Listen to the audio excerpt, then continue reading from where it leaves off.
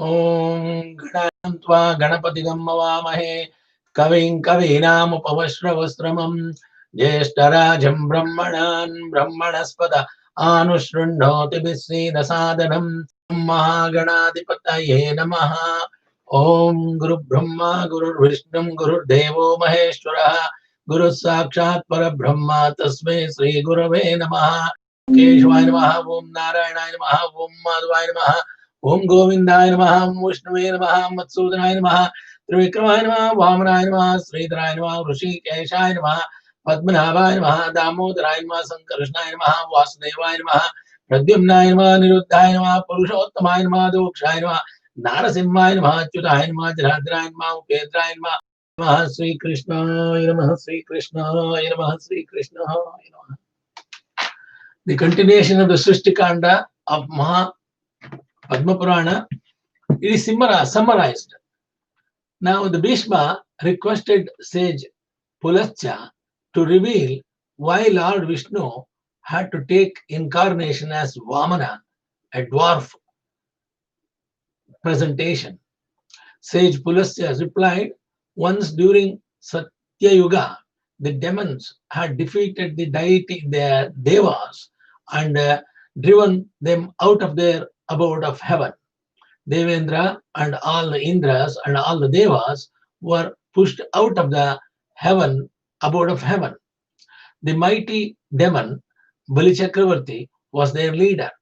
He had become immortal on account of boon received from Lord Brahma. Indra went to Lord Brahma and narrated the awful tale of the devas. Lord Brahma assured him that Lord Vishnu would certainly help this matter. Lord Brahma contemplated on Lord Vishnu, who appeared in a very short time.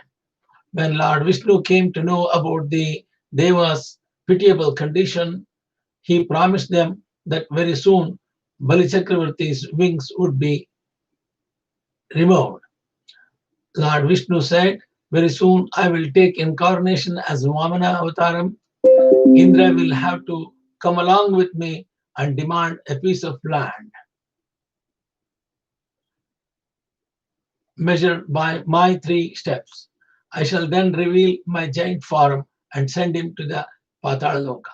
After making him bereft of this kingdom, in course of time, Lord Vishnu manifested as Vamana from Aditi's womb.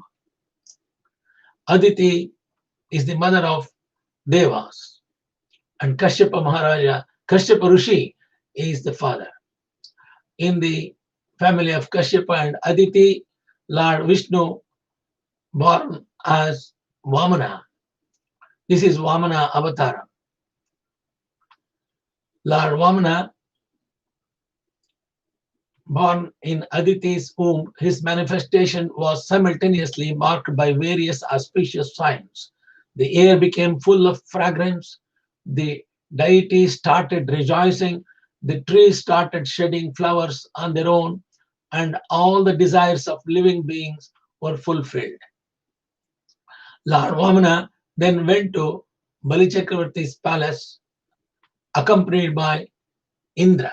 According to this author, Indra is accompanied, but in Mahabhagavad Purana, we have no mention of Indra accompanying Vamana.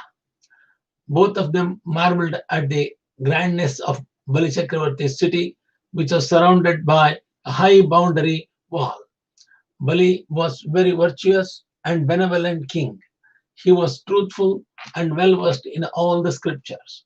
His subject lived in prosperity and enjoyed a long life. When the demons saw Indra coming with a dwarf, they informed Bali. Bali instructed the demons to bring both the guests with the due respect. In Bhagavad Purana, it says Bali Chakravarti is involved in a yajna.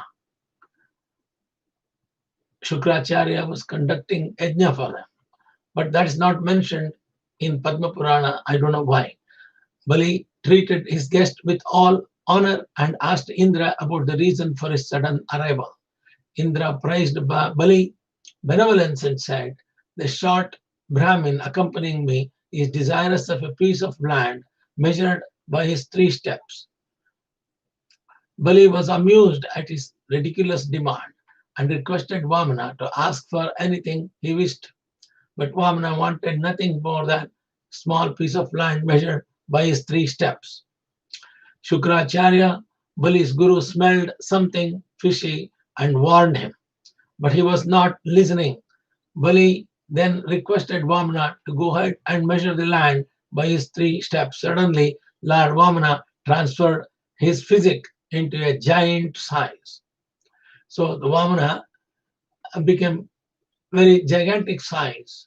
His head goes beyond sky. That sort of gigantic size he became. His first step, his first step reached the Suryaloka, and his second step touched the Dhruvaloka and hit the top of the universe with his third step, as a result of which water poured down. The water got collected and came to the known as Vaishnavi River, that is Ganga.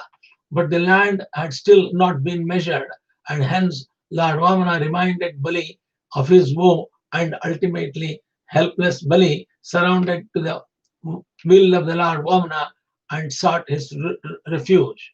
Lord Vamana blessed and sent him to Patalaloka. That is in brief the summary of Bhishma's question and Pulastya answer. And another incident is Sri Rama kills Shambhuka. After killing the demons, King Ravana, Sri Rama returned to Ayodhya. Many sages had arrived there to bless Rama on the occasion of his crowning ceremony. Sage Vishwamitra and Vasishtha were present. Sage Vasishtha was one of them. As Sri Rama was conversing with the sages, a Brahmin arrived there with the corpse of his son and wailed, "O son, your death is certainly due to some flaw of Sri Rama. Now your mother and I have decided to give up our lives, as there is no point by living." Sri Rama's heart was filled with grief, and he asked the sage Vasishtha as to how the Brahmin could be helped. Sage Vasishtha revealed to Sri Rama that the Brahmin's son had died a premature death because of Shambhuka. Vasishtha said, "Shambhuka is a Shudra by birth, but he is doing an austere penance. Shudras are not entitled to do penance in all these 3 yugas, except the Kali Yuga. So only his death can bring back the Brahmin's son alive." Sri Rama instructed both his younger brothers Lakshmana and Bharata to look after the state's affairs in his absence, and went in search of Shambhuka boarded on his Pushpaka Vimana. Sri Rama saw a man doing penance at the shore of the reservoir.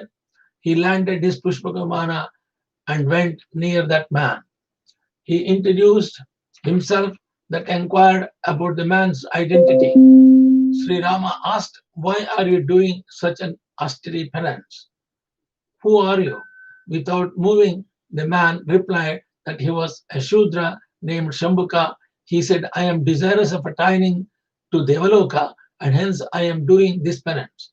Sri Rama took out his sword and severed Shambhuka's head. All the deities hailed Sri Rama, and the Brahmin's child became alive once again.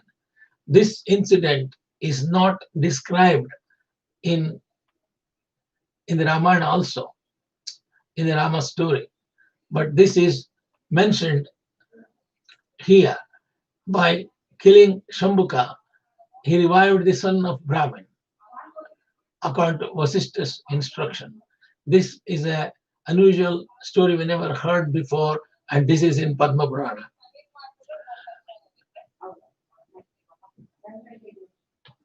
Another story is manifestation of Ganesha and Kartikeya.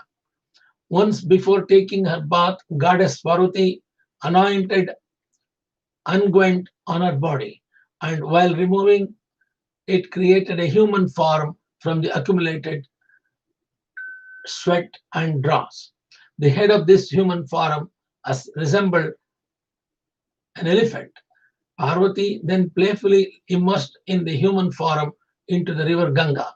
But to her sheer amazement, the human form became alive and of enormous size. She accepted him as her son, and he was none other than elephant-headed deity Ganesha.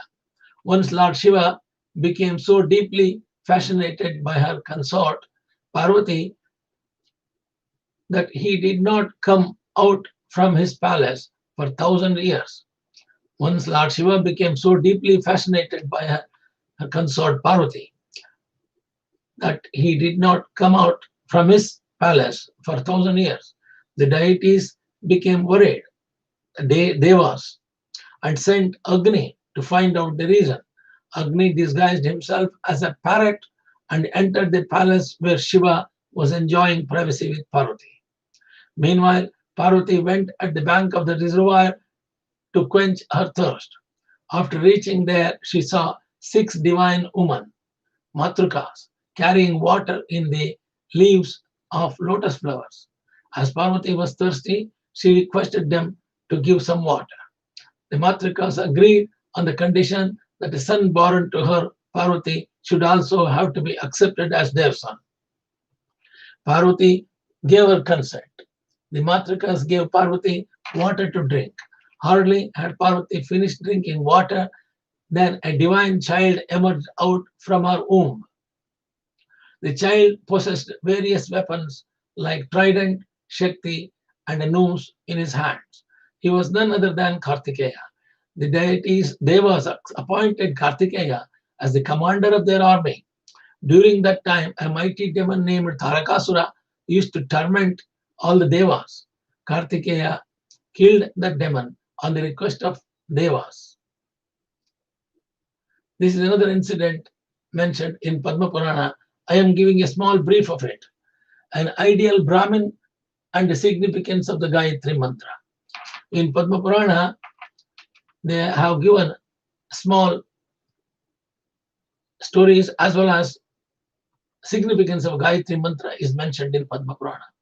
Describing about the qualities of an ideal Brahmin, sage Pulastya said to Bhishma, once Narada had asked Lord Brahma as to who was worthy of receiving Vishnu's blessings. Lord Brahma had told Narada that Lord Vishnu showered his blessings on those who engage themselves in the service of Brahmins. A Brahmin should be virtuous and well versed in all the scriptures. A Brahmin who does not observe the rituals as mentioned in the Vedas brings disgrace to his ancestors. An ideal Brahmin is respectful towards his parents, teachers, and treats his guest with a due honor. He never aspires for woman other than his wife and chants the sacred Gayatri mantra every day, morning and night. Goddess Gayatri is said to have manifested in the lineage of Sankhya. She is of fair complexion, and fire is the symbolical expression of her mouth. Lord Brahma dwells on her forehead, Lord Vishnu in her heart, and Lord Rudra as his abode in her braided hair. The Gayatri mantra consists of 24 letters, and each of them is related with a specific devas. There is a mention of Gayatri mantra which consists of 18 letters. It begins with the word Agni and ends with the Swaha. The mantra as follows: Om Agni Revaka Punsi Yajurveda Yajurded in just a Soman Pibasoha. A person who chants the mantra for 100 times becomes liberated from gravest to sin. The various deities and devas related with the 24 letters of Gayatri mantra are as follows. The first letter, Agni, second letter is Vayu, third letter is Surya, fourth letter is Akasha, fifth letter is Yamaraja, sixth letter is Varuna, seventh letter is Brihaspati, eighth letter is Prajanya, ninth letter is Indra, 10th letter is Gandharva, 11th letter is Pusha, 12th letter is Mitra, 13th letter is Twasta, and 14th letter is Vasu, 15th letter is Marudganas. and 16th letter is Soma. 17th letter is Angira. 18th letter is Vishwadeva. 19th letter is Prajapati. 21st letter is all the Devas. 22nd letter is Rudra. 23rd letter is Brahma. 24th letter is Vishnu. A devotee should then perform the rituals of Nyayas by mentally establishing different words of Gayatri Mantra in the various parts of his body as given below. Om Bhu in the heart, Om Bhuva, Om Bhu in the heart, Om Bhuva in the head, Om Swaha in the top of the knot, Shika, Om Tatsavitarvarenyam in the whole body, Om Bhut Bhuswaha in both eyes, Om Diyo Yona Prachodayat in both hands, like this. Regular chanting of Gayatri Mantra bestows similar virtues attained by the study of all four Vedas. A Brahmin who does not know Gayatri Mantra is considered to be the worse than a Shudra.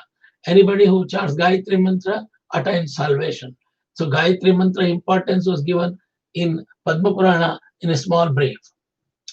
So Brahmin's livelihood, describing how a Brahmin should earn his livelihood, Lord Brahma said to Narada, alms which is Brahmin gets without making any demand for it. So Brahmin has to ask some gift or some dana, and he should not, without making any demand. It is called vritta. So he has to get alms, dana, without asking for it. Anchavritti. Anchavritti is even better than vritti, and it means collecting food grain which are scattered in places like fields, granary, marketplace, etc. A Brahmin should accept the dakshina that his host gives him after the completion of yajna ceremony. He should engage himself in educational activities. He can also earn his livelihood by engaging himself in other auspicious activities. If the circumstances do not permit a Brahmin to earn his livelihood by any of the above mentioned means, then he may opt for the occupation of a Kshatriya. In such a case, he should endeavor to have mastery both over the Vedas as well as different weaponry. Battle should be his last option. When the very existence of religiousness is at stake, he should wage a war against the irreligious people and to protect the religion. That is Brahmin's duty.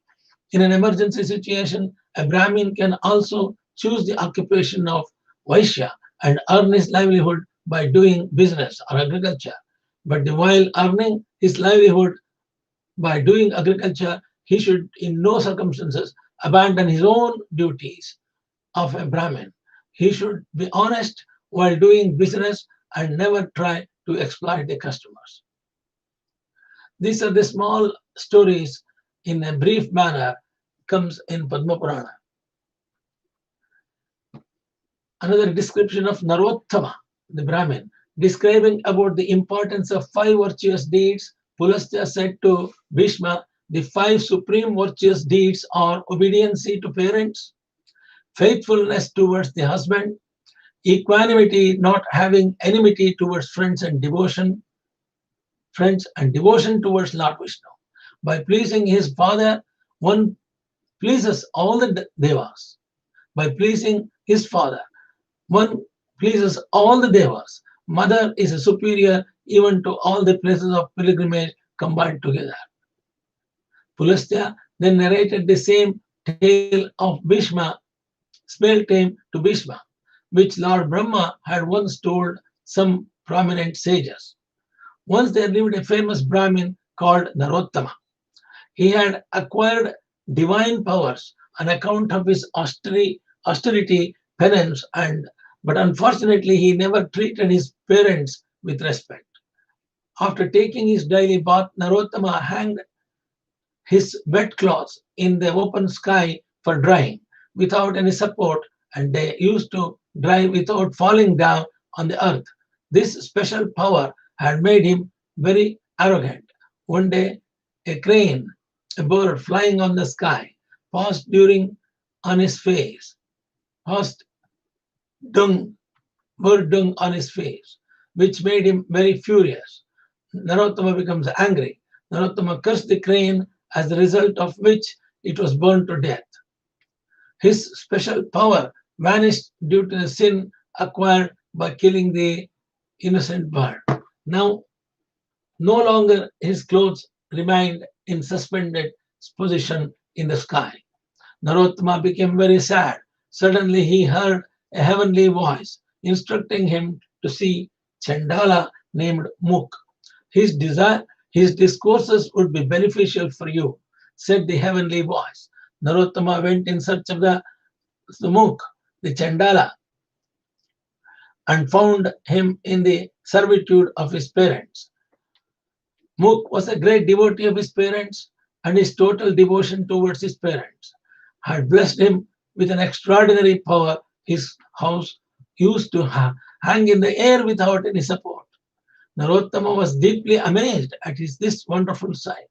He wanted to know how Muk had acquired such divine powers, but Muk requested him to wait, which made Narottama very angry. Muk then told Narottama, I can talk to you only after attending to my parents. I am not I am not that crane which was charred to death by your curse.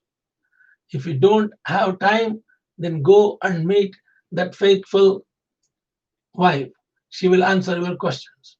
Narottama did not know where that faithful wife lived, so he stood then there wondering what to do next. Suddenly, Lord Vishnu emerged from the Mook's house disguised as a Brahmin.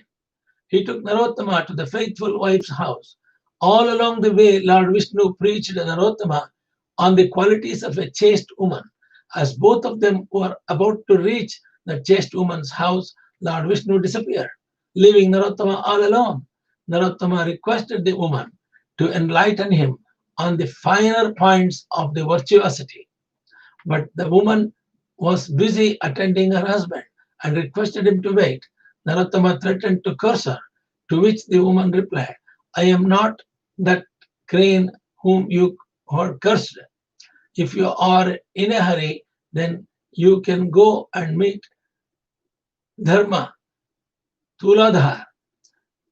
He is the honest businessman and is capable of answering your queries. Lord Vishnu once again appeared from that woman's house disguised as a Brahmin. Narottama asked him as to how were both Mook and faithful wife aware of the incident in which the crane was charred to death. The Lord to Vishnu told him that both of them had acquired this special power by the virtue of their respective religiousness. Lord Vishnu and Narottama proceeded towards the place where Dharma Tuladhar did his business transactions. As they were about to reach the place, Lord Vishnu disappeared once again, leaving Narottama all alone. Narottama saw Dharmatuladhara busy in his dealings with a total honesty. He requested him to reveal as to what made the wet clothes to hang on the air without any support. Dharmatuladhara requested him to wait, but Narottama was in a hurry to get answer to his question. Dharmatuladhara told Narottama, please wait for some time as I am busy doing some business transaction. If you don't have time, then you go and meet Adroka, who is fully capable of giving answer to your questions. Lord Vishnu once again accompanied him disguised as a Brahmin. When both of them were about to reach the place where Adroka used to live, Lord Vishnu disappeared and Narottama was left all by himself once again. Narottama requested Adroka to preach on the essence of religiousness. Adroka was a man of impeccable conduct and had full control over the sensual urges. He advised Narottama to meet the supreme devotee of Lord Vishnu who lived nearby. Adroka said, you would get answers to all their questions. He will reveal to you the reason that made wet cloths to hang in the air without any support.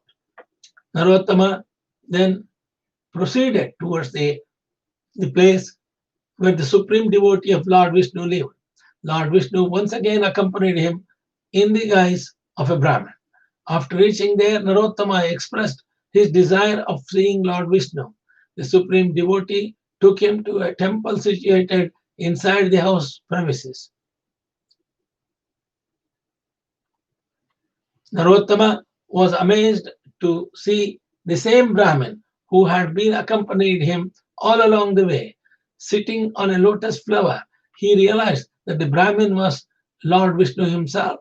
Lord Vishnu blessed him and said, "Be respectful towards your parents. If you want to attain to my abode, I dwell in the houses of people who are virtuous, truthful, possessed equanimity, and who have full control over their passion. This is why you found me present at the homes of Chandala, Tuladara, and Roka." Narottama realized his mistake and decided to be in the servitude of his parents for the rest of his life. So Narottama learned lesson and he started treating his parents respectfully with grace, respect, and looking after their needs. And then in Padma Purana, there will be information about significance of Rudraksha, Amla, and Tulsi. Once, while describing about the importance of Rudraksha to the sages, Vyasa Maharishi said, "One who wears Rudraksha rosary is supreme among all human beings. The mere sight of such a holy man absolves people of their sin. A Rudraksha bead bears features of a linga and yoni on its surface. One should not wear a Rudraksha on which above mentioned feature are absent. Similarly, two giant beads should never be worn. All the mantras become doubly powerful when chanted with the help of Rudraksha rosary. All the mantras become doubly powerful when chanted with the help of Rudraksha rosary on the neck. During Satya Yuga, there lived a mighty demon named Tripurasura. He had conquered the deities and devas and was capable of moving in space. The deities sought help of Lord Shiva, who killed Tripurasura by the sight of his third eye. In the process, few drops of sweat emanating from Shiva's body fell down on the earth.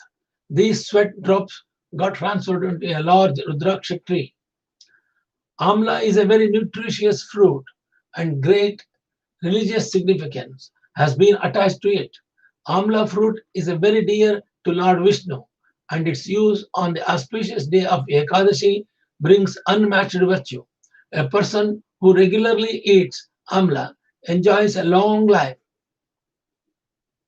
The following tale adequately describes the religious importance of amla. Once upon a time, the Chandala went into the forest for hunting.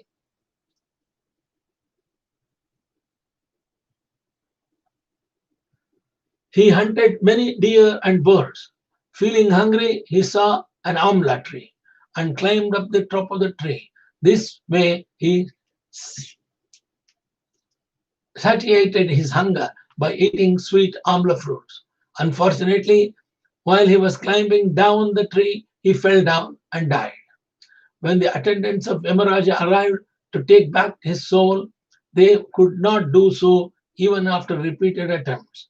The attendants Yamaraja became very surprised and went to the sages of the clarification. The sages revealed to the attendants that they could not go near Chandala's dead body because he had eaten amla just before his death. So just before the death, because he has eaten amla, he has got a Vishnu's grace. I will explain some more incidents of Padma Purana events in brief summary tomorrow continuing. नमोस्तु अनंताय सहस्रमूर्तये सहस्रपादाक्षरभव सहस्रनाम्ने पुरुषाय श्रुते सहस्रकोटियुगधारिणे नमः सहस्रकोटियुगधारिणे नमः आकाशात् पतितं यथागतसागरं सर्वदेव नमस्कारः श्रीकेशं परिगत्यो नमः सर्ववेदेशत्पुण्यं सर्वतीर्थेषु यत्फलं तत्फलं पुनवाप्ति वासनात् वासुदेवस्य वासन्ते जगत्त्रयं सर्वभूतनिवासोऽसि वासुदेव कायेन वाचा मनसेन्द्रियैर्वा बुद्ध्यात्मना वा प्रकृते स्वभावात् करोमि यद्यत् सकलं परस्मै नारायणायेति समर्पयामि, नारायणायेति समर्पयामि. हरि ओम तत्सत्।